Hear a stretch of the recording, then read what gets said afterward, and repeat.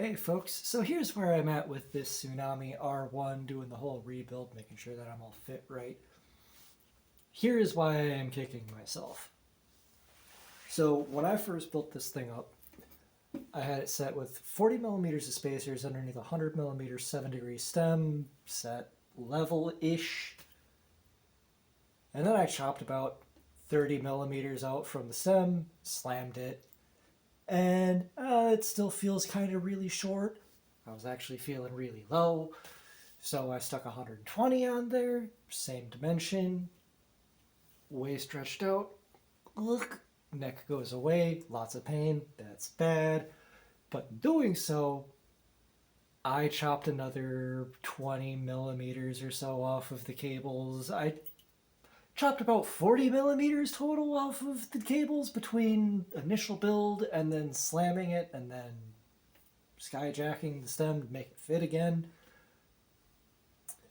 But I always had an issue. Sorry for the chair fart. There you are. You ran away from me.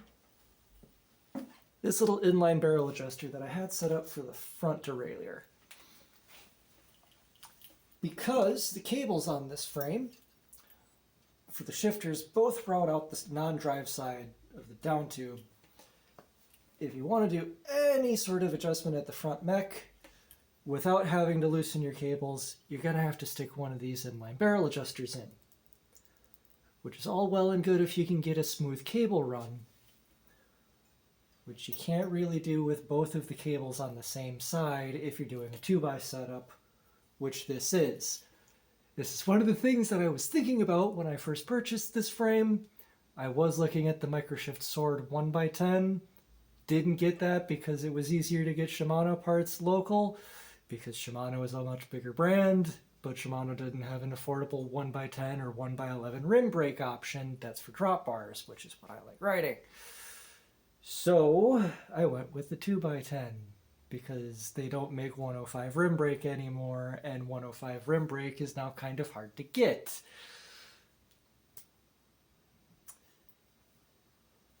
So I went through all of my cables that I have.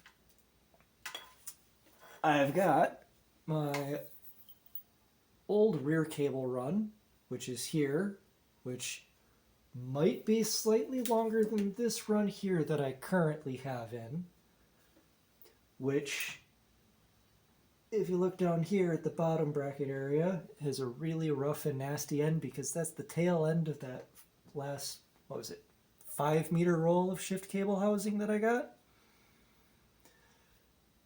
And, well, down here it looks decent enough without anything. I can crank it over here and it doesn't pull. I can crank it over here and it doesn't do anything weird. It should be a nice run, but I don't have enough cable to really come around the bottom bracket and get it stuck up in there and be nice. It's short by about 20 mil. I think this one might be a little bit longer because I had to do the same run, but there's just that little bit more coming to the rear derailleur hanger. So I'm going to check that. Here is the initial run that I had, which I had chopped for that barrel adjuster.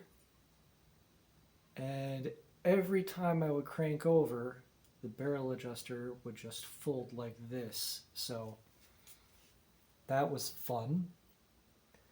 And yeah, the longest chunk that I have is this one here.